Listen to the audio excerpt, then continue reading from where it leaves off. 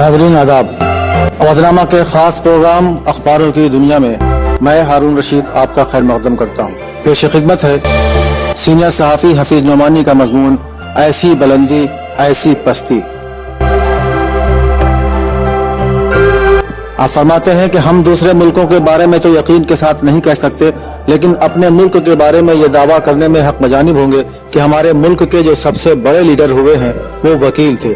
बात सिर्फ Gandhi ji, mister Jinnah, Pandit Nehru, doctor Ambedkar और न जाने कितनों की नहीं, उनके बाद भी हुकूमत और सियासत में आए उनमें ज्यादातर वकील थे। सौदागरान के एक आर्जी मकान से निकाला और जब 1 महीने के अंदर घेर के लोगों को मालूम हुआ तो जमाअती तौर पर वो आए और पेशकश की कि अपना क़याम घेर में कर लें। मकान मौजूद है और सबसे अहम मसला मस्जिद का है जो बन तो गई है, मगर बरेली में वो देवबंदी मसलक के लोगों की बाकी रहेगी, ये मुश्किल हो जाएगा। और इस तरह सब अंग्रेजी तालीम याफ्ता और सरकारी मुलाजिमों के नीज मुमताज वकीलों मौलवी मोइनुद्दीन, मौलवी अमीनुद्दीन और मौलवी जमीलुद्दीन के पड़ोस में रहना शुरू किया।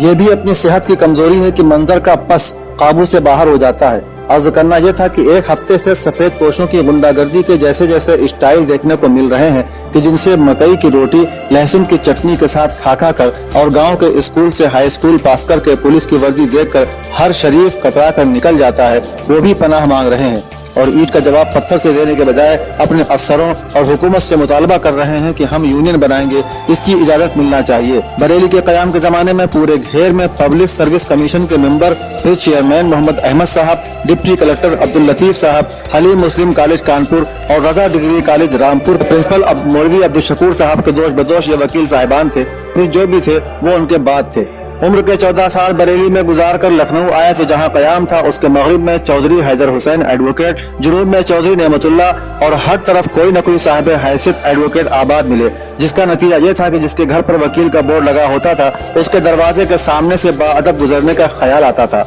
और वो वक्त भी आया कि 1 अगस्त 1965 की सुबह को गिरफ्तार हुए, जेल गए और 9 महीने के बाद झक मारकर हुकूमत को छोड़ना पड़ा। तब हुकूमत को यह ख्याल आया कि उनका जीना हराम कर दिया जाए और इब्तिदा इससे हुई कि 1962 पे और उसके 1 साल बाद निराय बिल्लत में जो मजमून मिला उसके खिलाफ मुकदमा कायम कर दिया गया। बड़े भाई पर एडिटर की हैसियत से और प्रिंटर पब्लिशर की हैसियत से हमारे खिलाफ, और फिर उनकी तादाद 8 हो गई और हर मुकदमे में 2 जामिनों की जमानत यानी 32 ऐसे आदमियों का इंतजाम करो जो साहिब हैसियत हों और जमानत ले सकें, और हर मुकदमे की अलग अलग हर 15 दिन के बाद पेशी, जिसकी वजह से हर महीने के 16 दिन अदालत में बर्बाद हों। इत्तेफाक की बात कि उस जमाने में अब्दुल मन्नान एडवोकेट, हैदर अब्बास रजा, शहीरुल हसन उस्मानी, ख्वाजा मोहम्मद वरायक, एजाज रिजवी वगैरह ने इन मुकदमों को वॉलीबॉल की तरह हाथों से हवा में उड़ा दिया। ये दूसरा नमूना था वकीलों का, और अब ये तीसरा नमूना है जिनके बारे में जस्टिस मार्कंडे काटजू ने बड़े दर्द के साथ लिखा है कि हिंदुस्तान में इस वक्त वकला की गालिब अक्सरियत तकरीबन 80% नौजवानों पर मुश्तमिल है जिनको अपने पेशे के अहम नुकात और बारीकियों का ज्यादा इल्म नहीं होता, और इस तरह सख्त जबान और लहजे के वकला बार एसोसिएशन में अपनी बालादस्ती कायम करने में कामयाब हो जाते हैं। यही वजह है कि संजीदा और सीनियर वकला बार एसोसिएशन में अपनी बात रखने में कतराते हैं, और कुछ लोग तो बदसलूकी के डर से इन कम इल्म और सख्त रुझानात रखने वाले वकला पर मुश्तमिल एसोसिएशन में जाना भी पसंद नहीं करते। काजू साहब ने मजीद लिखा है कि मद्रास हाईकोर्ट में इब्तिदाई तौर पर मद्रास बार एसोसिएशन में वही वकला मेंबर बनते थे जो कि ब्रिटानिया से तालीम हासिल करके आते थे। बाद में ऐसे सीनियर वकला को भी मेंबर बनाने की इजाजत दी जाने लगी जिनको प्रैक्टिस करते 15 साल हो चुके हों। कहने को और बहुत कुछ कहा जा सकता है, असल बात वही है कि जब इल्म वालों के मुकाबले पर जजों के रिश्तेदारों ने या दलालों ने बड़े बड़े वकीलों के मुकाबले में ज्यादा आसानी से उनसे कम रुपए में जमानत दिलाना शुरू कर दी तो फिर हर जाहिल के मुंह से जबान बोलने लगी कि हमारे बाप दादा ने साले अंग्रेजों को भगाने के लिए जान कुर्बान कर दी, और अब फिर वही कि जिसने ऑक्सफोर्ड में तालीम हासिल नहीं की वो बार का मेंबर नहीं हो सकता, वो बार का मेंबर नहीं हो सकता। और जो 1 हफ्ते से सड़कों पर नजर आ रहा है और जो वर्दी पोश रो रो कर बयान कर रहे हैं कि पुलिस वाले जान बचाने के लिए भाग रहे थे और एक IPS खातून अफसर का रिवाल्वर वकील ने छीन लिया और उस पर दबाव डाला जा रहा है कि जबान न खोलो, और हर वकील ने ऐलान कर दिया है कि अगर दूसरे मुल्क से भी पुलिस वालों का मुकदमा अदालत में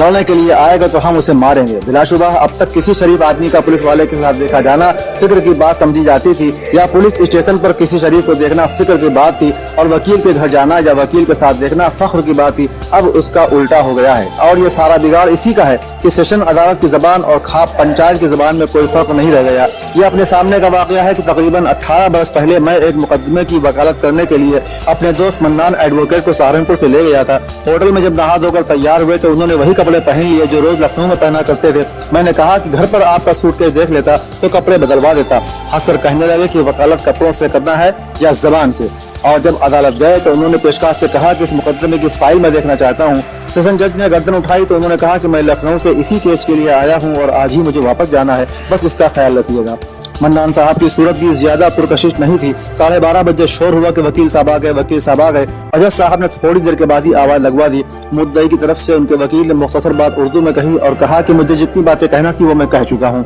मन्नान साहब जो अब तक एक आम से वकील समझे जा रहे थे, उन्होंने अंग्रेजी में वकील साहब की हर बात का इस तरह जवाब दिया जैसे उन्होंने 2 घंटे में ही पूरी फाइल को पी लिया हो। इधर मन्नान साहब की आवाज में गरज बढ़ती जा रही थी, उधर अदालत से बाहर शोर हो रहा था कि लखनऊ से कोई हसनैन साहब आए हैं, क्या फर्राटे की अंग्रेजी बोल रहे हैं कि जज और मुखालिफ वकील को गूंगा कर दिया है, और उनकी बहस सुनने के लिए अदालत के अंदर इतने वकील घुस आए हैं कि हमारा दम घुटने लगा। और 4 बजे के करीब मुखालिफ वकील ये कहते हुए निकले कि आप लोग परेशान न हो, हम हाईकोर्ट जाएंगे। और मन्नान साहब ने सिर्फ 2 बातें उर्दू में कही कि ये रुपया न हमारा है न हमारे बाप का, हम एक कौड़ी देने के हकदार नहीं है। और फिर जब बाहर निकले हैं तो कम से कम 25 वकील अपना कार्ड दे रहे थे और उनका नंबर मांग रहे थे। और ये बात मैं जानता हूँ कि उन्होंने 15 साल से ज्यादा शाही साहब एडवोकेट के असिस्टेंट की हैसियत से काम किया था। अफसोस कि अब अगर पाबंदी लगी तो बगावत हो जाएगी, इसलिए कि हाईकोर्ट में भी हिंदी आ गई है और जो अंग्रेजी नहीं बोल पाते वो कह देते हैं कि अंग्रेजी से नफरत है। हासिल ये है कि आंख खोल कर जो देखा फिर शऊर में जो देखा वो ये था कि एडवोकेट यानी बहुत बड़ा आदमी, और जब दुनिया को अलविदा करके जाने का वक्त आया तो एडवोकेट के बाने जाहिल पुलिस वाले से भी बड़ा जानवर जिसे देखकर बावर्दी पुलिस वाला भी भागता है।